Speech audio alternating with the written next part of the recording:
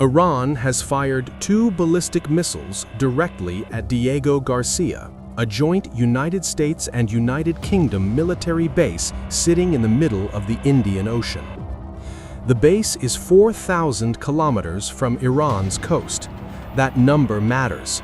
Iran has publicly maintained, for years, a self-imposed ceiling of 2,000 kilometers on its ballistic missile range.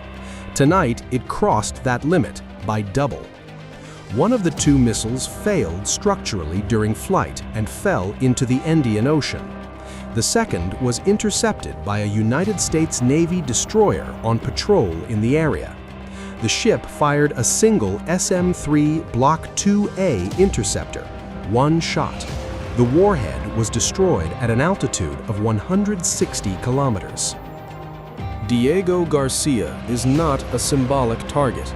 The base hosts nuclear-capable B-2 Spirit bombers, forward-positioned submarines, and approximately 2,500 military personnel. It is the platform from which the United States projects power across the Middle East, South Asia, and the Persian Gulf. Iran's ability to reach it changes the threat picture for American military planners. Any base within 4,000 kilometers of Iran is now potentially within range. The United Kingdom's Ministry of Defense confirmed the attack, saying Iran's actions were, in their words, reckless. The base sustained no damage, there were no casualties. But on the morning of March 21st, Iran demonstrated a capability that Western officials say they were aware of, but had not yet seen Iran choose to use. Tonight, they chose.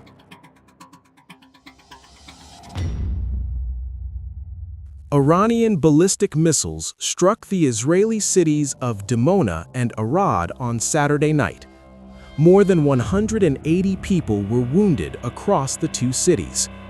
Israel's air defense network failed to intercept the missiles over this region. The Israel Defense Forces said the incident is under operational review. They did not explain the failure publicly. Dimona sits 13 kilometers from the Negev Nuclear Research Center, the facility that Israel has never officially confirmed, but which Western governments have long assessed as the site of Israel's nuclear weapons program.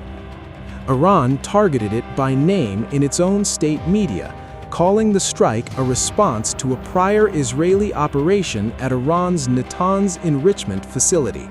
To understand why Iron Dome failed here, you need to understand what 23 days of sustained missile fire does to an air defense network. Iran has not been firing randomly.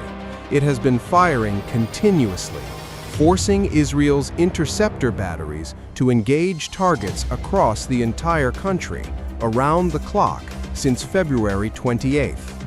Interceptor magazines are not unlimited.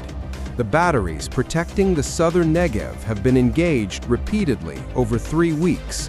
By the time Saturday's missiles arrived, the coverage in this area was stretched thin. Iran has been engineering this moment since the first day of the war. The International Atomic Energy Agency said it had received no reports of damage to the nuclear facility itself. Israel's Prime Minister Netanyahu visited the impact site in Dimona. He warned that Iran had, in his words, put everyone in their sights.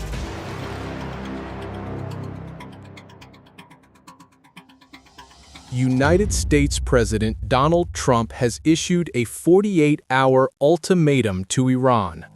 In a post on Truth Social late Saturday, Trump warned that if Iran does not fully reopen the Strait of Hormuz, the United States will, in his exact words, hit and obliterate Iran's power plants, starting with the largest. Iran responded within hours. State media quoted a statement threatening to strike American and Israeli energy infrastructure across the Gulf, including desalination plants, the facilities that produce the majority of fresh water for Saudi Arabia, the UAE, and Qatar. The Strait of Hormuz is 21 miles wide at its narrowest point. Before this war began on February 28th, more than 120 ships transited it every single day. That number is now close to zero. 20% of the world's oil and natural gas moves through this waterway. Brent crude oil closed on Friday at $112 per barrel, its highest close since July 2022. Shipping has come to a near-complete halt. The United States temporarily lifted sanctions on some Iranian oil to stabilize prices. Treasury Secretary Scott Bessent described the move as, quote, using the Iranian barrels against Tehran to keep the price down. Trump also called NATO allies cowards for refusing to help reopen the strait, adding that Europe, Japan, Korea, and China are the ones who rely on it, not the United States.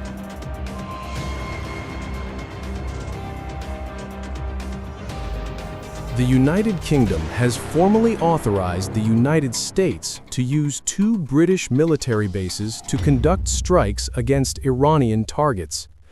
The bases are Diego Garcia in the British Indian Ocean Territory and RAF Fairford in Gloucestershire, England. Prime Minister Keir Starmer's office confirmed that ministers approved the expanded use on Friday, framing it as collective self-defense to protect shipping in the Strait of Hormuz. The UK published its legal justification, citing Article 51 of the United Nations Charter, the right to collective self-defense. The authorization covers operations to degrade Iranian missile sites targeting ships in the Strait of Hormuz. The practical significance is substantial. Diego Garcia is the only location in this region from which B-2 Spirit stealth bombers can operate. The B-2 carries the United States' most powerful bunker-busting munitions, including the massive ordnance penetrator, a 30,000-pound bomb designed to destroy deeply buried underground facilities. Without UK authorization, those aircraft cannot be used against Iranian targets. Iran's foreign minister responded by accusing Starmer of, in his words, putting British lives in danger. The statement specifically named RAF Fairford. The UK Home Office issued a security awareness notice but did not raise the national threat level.